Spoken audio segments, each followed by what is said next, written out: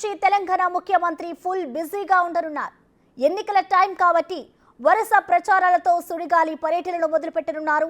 రేపు ఉదయం మహబూబ్ నగర్లో పార్టీ అభ్యర్థి వంశచంద్ర రెడ్డి నామినేషన్ కార్యక్రమంలో పాల్గొననున్నారు. రేపు సాయంత్రం మహబూబాబాద్లో జరిగే బహిరంగ సభకు ఆయన హాజరు కానున్నారు. ఎల్లుండి 20న మెదక్ అభ్యర్థి నీలం మధు నామినేషన్ కార్యక్రమంలో పాల్గొని అదే రోజు సాయంత్రం కర్ణాటకలో ప్రచారానికి వెళ్లనున్నారు. ఈ నెల 21న భువనగిరిలో కాంగ్రెస్ అభ్యర్థి చామల కిరణ్ నామినేషన్ కార్యక్రమంలో ముఖ్యమంత్రి పాల్గొంటారు. ఇక ఆ తర్వాత ఈ నెల 22న ఉదయం ఆదిలాబాద్లో జరిగే సభలో పాల్గొననున్నారు. ఈ నెల 23న నాగర్ కర్నూల్లో జరిగే బహిరంగ సభకు కూడా హాజరు కానున్నారు. అలాగే ఈ నెల 24న ఉదయం జహీరాబాద్, సాయంత్రం వరంగల్లో నిర్వహించే సభల్లో పాల్గొంటారు.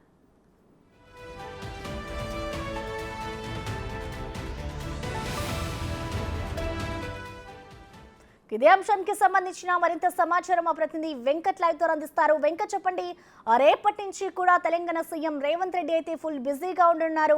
ఈ బిజీ షెడ్యూల్ కి సంబంధించిన డీటెయిల్స్ ఏ విధంగా ఉన్నాయి వెంకట్? ప్రసన్న, ఇవాల్టి నుంచి నామినేషన్ల పర్వం కొనసాగుతుంది కాబట్టి రేపటి నుంచి ముఖ్యమంత్రి రేవంత్ రెడ్డి బిజీ షెడ్యూల్లో గడపనున్నారు. ఇప్పటికే నిన్న ఇవాళ 2 రోజుల పాటు కేరళలో ఆయన ఎన్నికల ప్రచారం కొనసాగుతుంది. రాహుల్ గాంధీతో ఎన్నికల ప్రచారంలో రేవంత్ రెడ్డి ప్రచారంలో కొనసాగుతున్నారు. ఇవాళ హైదరాబాద్కు రాబోతున్నారు. రేపు ఎన్నికల పర్వం నామినేషన్ల పర్వం కొనసాగుతున్న నేపథ్యంలో మొత్తం రాష్ట్ర వ్యాప్తంగా 17 పార్లమెంట్ నియోజకవర్గాల్లో కాంగ్రెస్ పార్టీకి సంబంధించిన అభ్యర్థులు నామినేషన్లు దాఖలు చేసే ప్రక్రియ కొనసాగుతూ ఉంది. అందులో భాగంగానే ఒక్కొక్క రోజు ఒక్కొక్క జిల్లా పర్యటన చేయబోతున్నారు. రేపు మహబూబ్ నగర్లో భారీ ర్యాలీతో వంశచంద్ర రెడ్డి నామినేషన్ వేయబోతున్నారు. నామినేషన్ ప్రక్రియకు రేవంత్ రెడ్డి వెళ్ళబోతున్నారు. దాంతోపాటు వివిధ జిల్లాలలో భారీ బహిరంగ సభలు కూడా నిర్వహించబోతున్నారు. ప్రధానంగా ప్రభుత్వం ఏర్పడి 4 నెలలు అవుతుంది. 4 నెలల కాలంలో చేసిన అభివృద్ధి కావచ్చు, అమలు చేస్తున్న గ్యారంటీలు, అలాగే పాలన ఏ విధంగా ఉన్నది అనేది ప్రధానంగా ప్రజల్లోకి ఇప్పటికే కాంగ్రెస్ శ్రేణులు గ్రౌండ్ లెవెల్లో తీసుకెళ్తున్నారు. అట్లాగే ఇక్కడ ప్రజాపాలనతో పాటు ఇటు పిసిసి అధ్యక్ష బాధ్యతలు కూడా రేవంత్ రెడ్డి ముందుకు తీసుకెళ్తున్నటువంటి సిచ్యువేషన్ కనిపిస్తుంది. అట్లనే జూనియర్ సీనియర్ అనే తేడా లేకుండా నాయకత్వం అంతా కూడా సమన్వయంగా ముందుకు తీసుకెళ్తున్న దాంట్లో రేవంత్ రెడ్డి సక్సెస్ అయ్యారని చెప్పుకోవచ్చు. తాజాగా నేతల ఇండ్లకు వెళ్ళి ఆయా జిల్లా సమన్వయ కార్యకర్తల సమావేశం కూడా నిర్వహిస్తున్నటువంటి సిచ్యువేషన్ చూసినాం. ఇప్పుడు నామినేషన్ల పర్వం కొనసాగుతుంది 25 వరకు. నామినేషన్ల పర్వానికి జాతీయ నాయకత్వంతో పాటు రాష్ట్ర నాయకత్వం కూడా పాల్గొనబోతుంది. అందులో భాగంగానే మొత్తం 17 పార్లమెంట్ నియోజకవర్గాల్లో ప్రత్యేకంగా 14 నుంచి 15 నియోజకవర్గాలు కైవసం చేసుకునేందుకు కాంగ్రెస్ పార్టీ ఇప్పటికే కసరత్తులు మొదలుపెట్టిందని చెప్పుకోవచ్చు. ఒక బలమైన అభ్యర్థులు నిలబెట్టింది. ఇప్పటికే బీఆర్ఎస్ ఇటు బీజేపీ అభ్యర్థుల కంటే కూడా ఒక బలమైన నేతల్ని నిలబెట్టింది. మరొక 3 స్థానాలకు ఇంకా అభ్యర్థులు పెండింగ్లో ఉంచింది. కరీంనగర్, ఖమ్మం, హైదరాబాద్ ఈ 3 స్థానాలకు అభ్యర్థులను పెండింగ్లో పెట్టింది. ఇవాళ లేదా రేపు అభ్యర్థులను ప్రకటించే అవకాశం ఉంది. ఇప్పటికే కేసీ వేణుగోపాల్ నేతృత్వంలో ఈ 3 పార్లమెంట్ నియోజకవర్గ అభ్యర్థులపైన సమావేశం కూడా నిర్వహించారు. ఖచ్చితంగా 3 నియోజకవర్గాలు కూడా ఇవాళ రేపు అభ్యర్థులను ప్రకటించే అవకాశం అయితే కనిపిస్తుంది. ఇప్పటికే గ్రౌండ్ లెవెల్లో అభ్యర్థులు 14 ఇప్పటికే ప్రకటించిన 14 నియోజకవర్గాల్లో గ్రౌండ్ లెవెల్లో అభ్యర్థులందరూ కూడా ప్రజల్లోకి వెళ్తున్నటువంటి సిచ్యువేషన్ ఉంది. ప్రస్తుతం ఎన్నికల మేనిఫెస్టో కూడా విడుదల చేసింది కాంగ్రెస్ పార్టీ.